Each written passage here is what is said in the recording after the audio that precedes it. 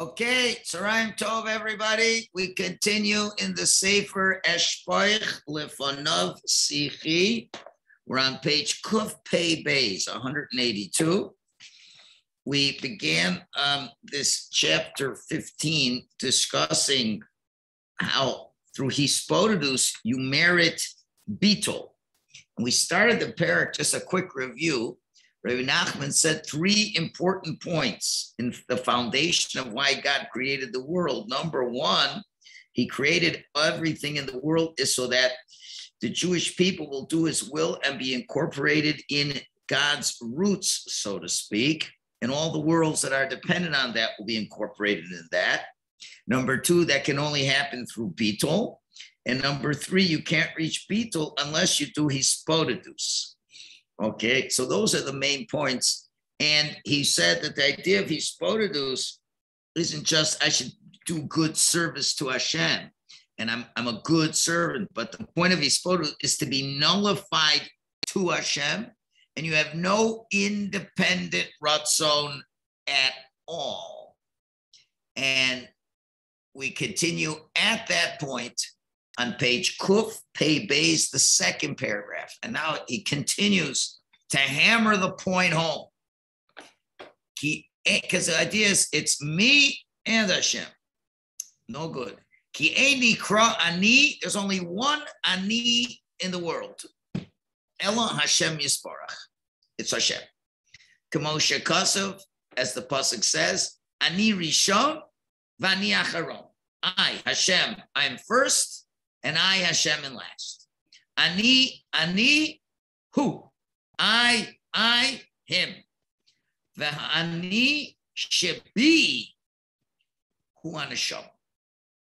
And the I inside of me, meaning the Jew, is the soul. That's the important point.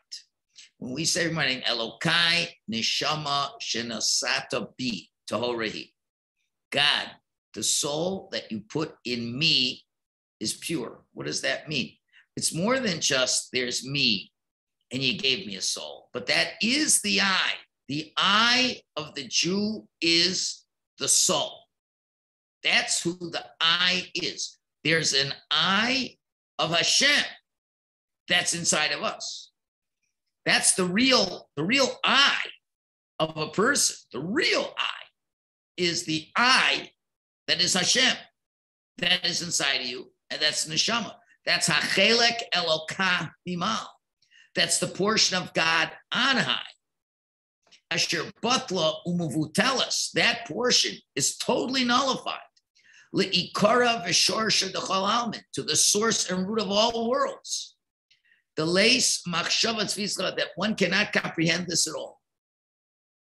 This is who you are. You are incorporated in the Ani. There's only one Ani, the one Hashem, which is all reality. So no such thing as there's Hashem and there's Ani.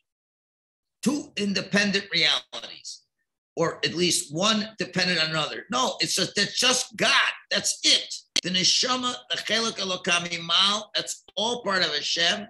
And therefore, by definition, I have no independent existence. Okay. Avoda zu. Now, this avoda, to be totally nullified, ain't a tluya b'yad.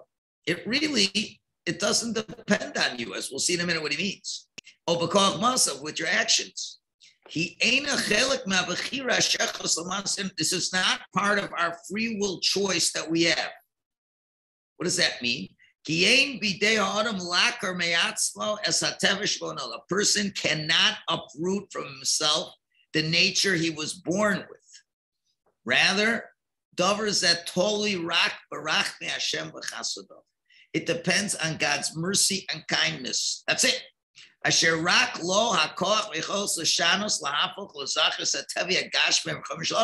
Only Hashem really can change and purify the physical, gross, coarse, physical nature of a person until the only that's left in his cognitive reality is the portion of God on high. that he can cleave and be incorporated in the root of Hashem. In other words, for a person to feel that he totally has no reality other than Hashem, a human being is incapable of doing this. You cannot do it. You're way too physically encumbered and surrounded. You cannot honestly be mavat yourself to Hashem. This is a gift.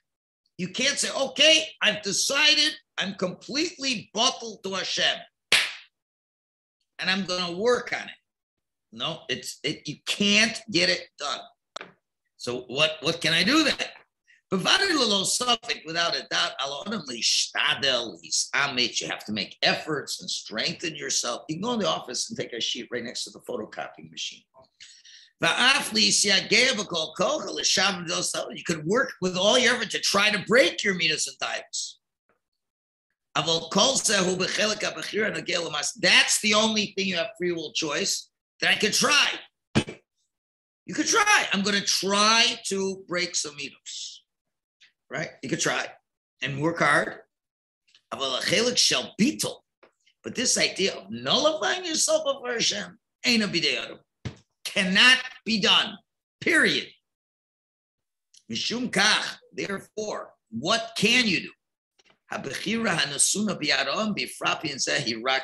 The only free will choice regarding bittul is prayer. And that's what Rabbi Nachman said. You can only be incorporated in Hashem through bittul. The only way you do bittul is through prayer. So what does that mean? The prayer says what we really like, we really want, and you have to be sincere. Then Hashem can gift it to you. But you can't make yourself bottled to Hashem. Now, obviously, you can't be a jerk. You can't be a sinner all day long and do everything terrible in the world and say, God, I really want to be bottled to you. No, don't fool anybody. And we're talking about a person who really is well worked through in his midos and this and that, but he still feels he's not connected to Hashem. So that you can daven and beg. But as the Rabbi says, Yitzhar Shalom or Miskaber Allah B'chol Yom Avakesh Lamito. The HR person wants to kill him every day and he's stronger than you. You can't win. So therefore, you can't get to the goal of bittul unless God gifts it to you. So how are you going to get the gift? You have to work on your total spiritual profile and then pray like crazy in HISBODEDUS. Then we'll have an example of that either today or tomorrow of what a prayer like that might look like. Okay. So from the words of the Rebbe, it's very clear.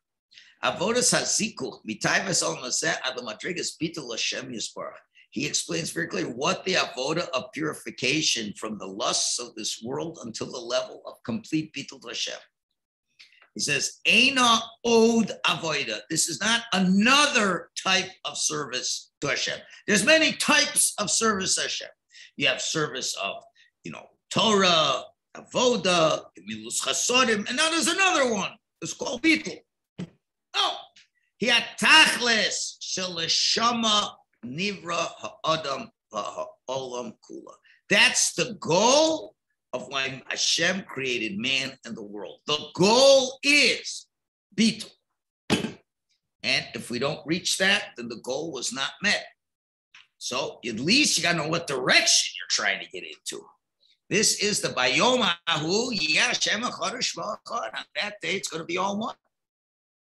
When did we feel that? We felt it just for a moment at Har Sinai. There was total bittul. That was a total gift when Hashem spoke to all of us and we expired. But that was only temporary. But now we have to really work on that. But this is not a cherry on the top. This is the whole thing. Hashkafa, hahistaklus, alavodas hisbodedus kamo shel al inyan tosefes kedusha. If you have a viewpoint that the service of hisbodedus, it's a concept, it's holiness. Or it's a concept for those super religious people. Just like the attribute of chasidus, to go beyond the letter of the law. That's not everybody's obliged to do. The person thinks that way, then that will lead a person to erroneously think that the time you have to allocate for HISBODEDUS should be as little as possible. You want to do as little as possible. That's not the main thing of a person in the world. The main thing is to learn Torah, to daven, do mitzvahs, do chesed. That's what it's all about. No, it's all about being bottled to Hashem, and that is the whole goal. And if you're not going to get there, so you got to invest in this. That's what he says down Kuf Pei Gimel. The truth is not like you're thinking, but the truth rather is Avodah Zu Ikar Ha-Ikarim is the primary of primaries. Whoa, 1 second. If I, you know what I think I did? No, I'm okay. I'm just trying to make sure I didn't repeat everything I did. Kuf Pei. Yeah. Yes, we're good. I'm okay. So it's the primary parameters. That's the whole reason Hashem created the world. The time we spend, really prioritizing it for this, it's the choices of our time. That's what the time was given for. Hashem gives us time to do the most important things, and the most important things are to be bottled to Hashem, and the only that's going to eventually happen is when you have HISBODEDUS. Again, that cannot be in a vacuum to the rest of your spiritual profile. The earlier rabbi is right. The goal of a person, to merit and to reach the level of to love Hashem, to love him and cleave, and so you shall cleave to him. You only merit that if you purify your physicality until the soul can return and cleave to its roots, which is Hashem, which is the ultimate imperative of reality. Now, below, he mentions something very interesting. So, is this a mitzvah? So, look what he puts down here. Chavav. Kama mimone ha-mitzvahs. Many of the people who took the calculation to count out and detail the 613 mitzvahs. Kasu shadvekus b'Hashem hu mitzvah mitarik mitzvahs. It's one, cleaving to Hashem is one of the 613 mitzvahs. Like who? The Rambam, Sefer HaMitzvahs. They're right. Now it's interesting. They say, how do you fulfill the mitzvah cleaving to Hashem? Nasa they had dveikus b'chacham by cleaving to Chacham. The famous Gemara says, how can we cleave to Hashem? He's infinite, we're not. So that we cleave to Chacham. So that's how they explain. There's a mitzvah, he dovek to Hashem. How do you dovek to Hashem? Be dovek to a Talmud Chacham. The Sefer Chinuch and the Sefer Abatim, Sefer Charedim, etc. They all talk about this. Okay?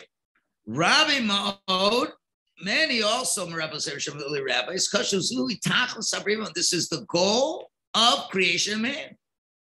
How are you going to reach it? You have to separate and purify yourself from the physicality.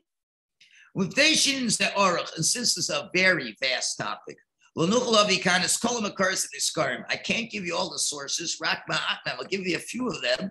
And I just whips right through a whole list.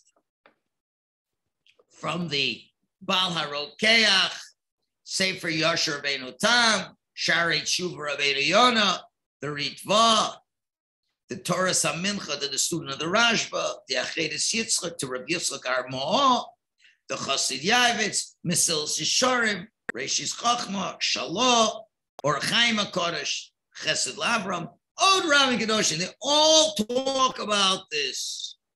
So either it is one of the 630 mitzvahs or it's mamish the whole goal. This is not Breslev Chiddush. This is the whole Torah, is to be davuk to Hashem, to be incorporated into Hashem's existence. So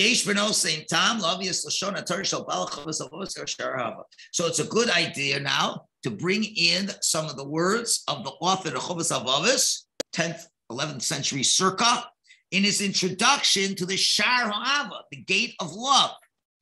Quote, Avos HaKel Yisparach, loving of Hashem, he tachlis, his kavenas, this is the intended goal and the end of all the virtuous levels of people who are serving Hashem. For Omer, it says, Ubelo Kim Eazer, and through Hashem I will be helped. It's worthy for you, my brother, to understand and know. Everything I've written in my sefer up to this point, everything I've written, move over to the page.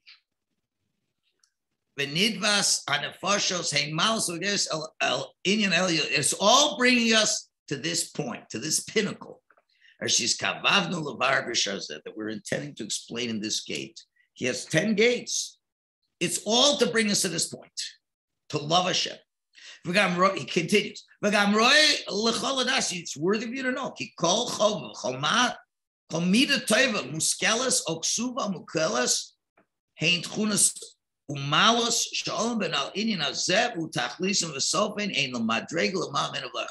You should know all the obligations, all the good midos, all the good intelligence, everything that is written that we have by tradition, all the natural virtues, they all come to this goal. And there's nothing greater than this and nothing beyond this.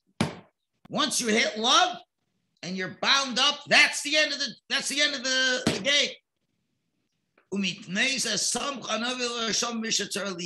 That's why specifically Moshe Rabbeinu writes in Mishnah Torah this idea so many times. For example, just a few examples. Shema Yisrael, Hashem Elokeinu, Hashem Echad, Sefer Dvarim. V'ahavtas Hashem Elokecha, shall love Hashem. V'ziras love Hashel of Mishnah Torah, and he repeats it in Mishnah Torah so many times. La'avas Hashem Elokecha, to love Hashem, lishmoa b'kol, to listen to his voice, l'davka, to cleave to him. V'tama dveikus, and what's the reason for the dveikus? Ha'ava ha'ne'emana v'alev ha'shalom ba. That there should be, what does it mean?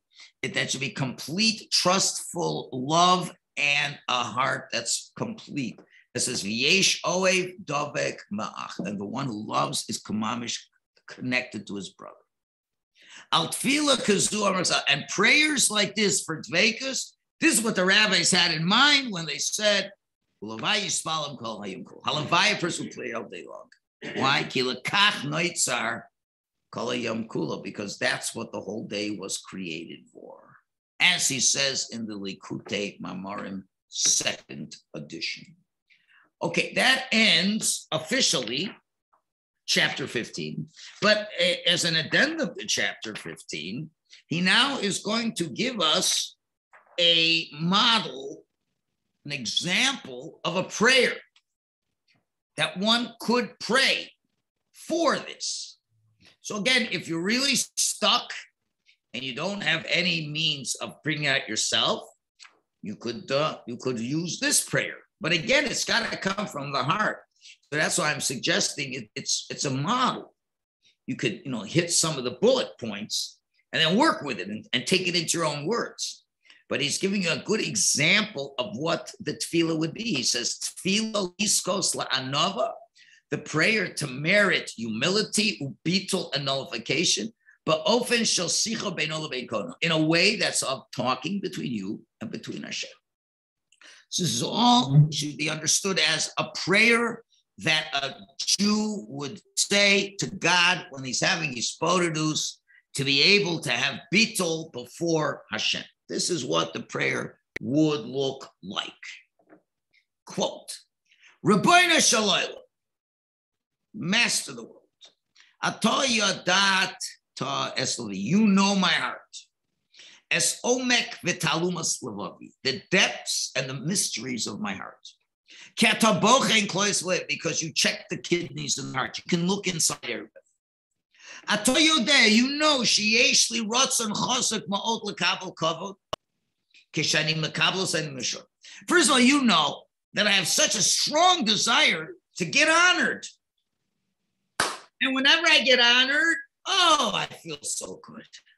Merumam sameach, I feel elevated, I feel happy. Ze machayos, it invigorates me. Ze osali tov, it does good for me.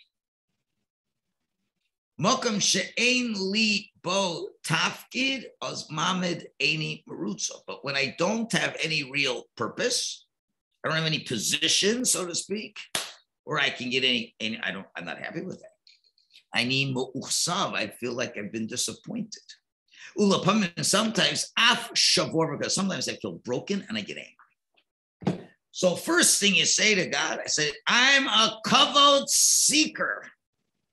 I always want people to say how great I am. I want to feel like what I'm doing is so important that people notice it, they recognize me, because if I don't have anything to offer, I'm so sad. If somebody hurts me in one way or another, ani mamish harus, I'm mamish devastated. Chavulu putzua, injured, wounded. Ain't any autumn, I'm not a man.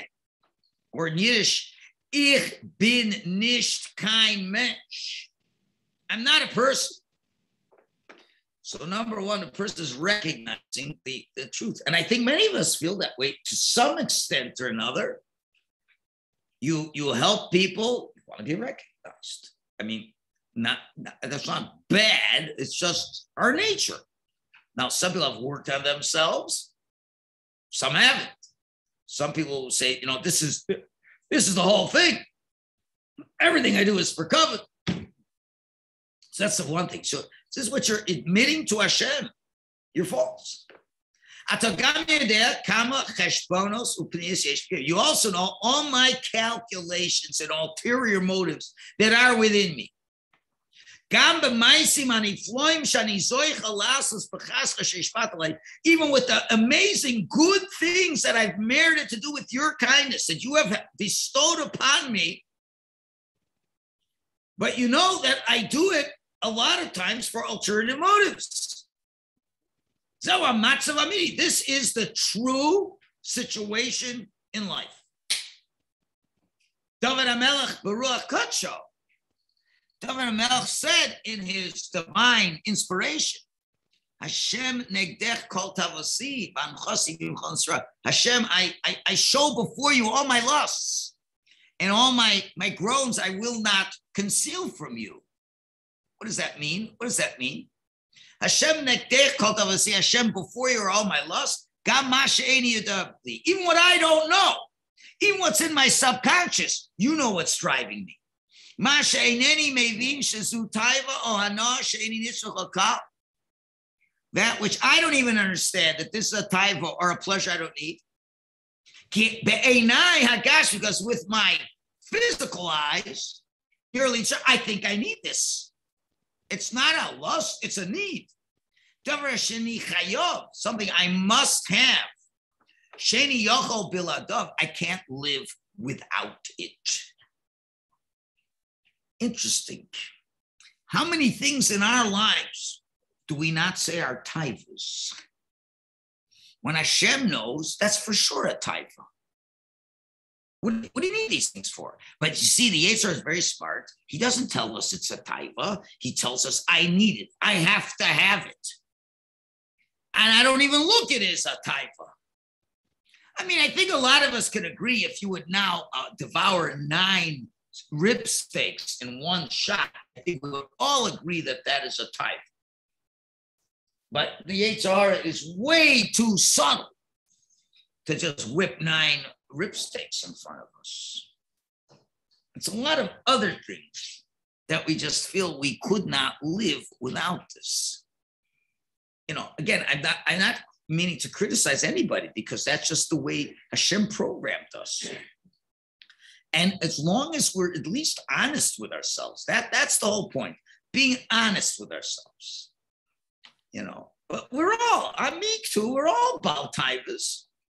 I want to ask all you who now live in a nice house, why don't you live in an apartment?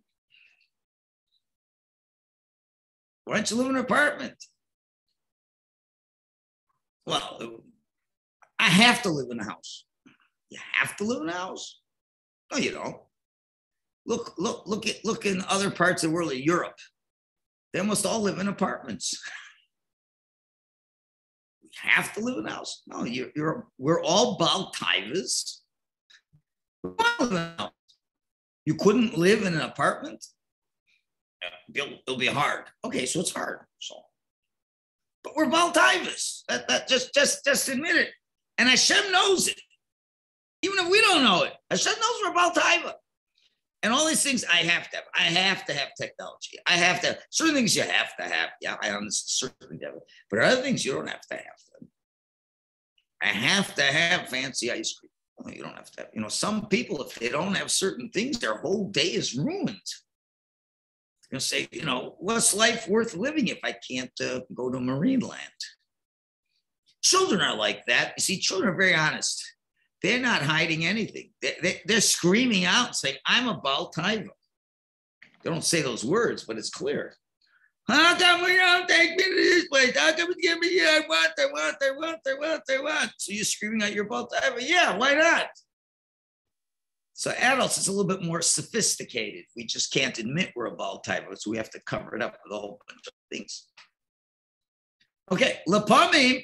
Ta'osi gedola. Sometimes my mistake is huge.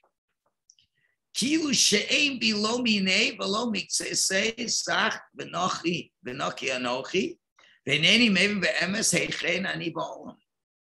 It's like, I feel like I'm not clean from it at all.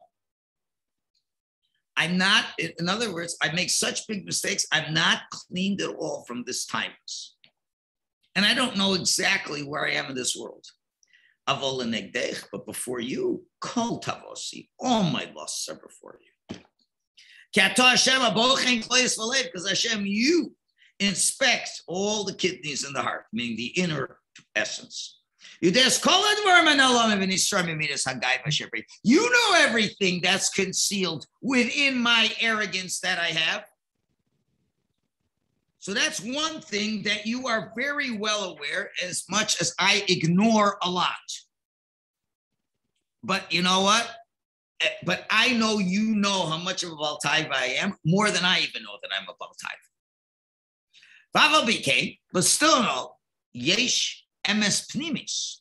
There is a true essence that comes from the innermost point of the heart. From the soul that you gave me. My soul knows that everything is a narishkeit. That all this stuff I must have is not proper.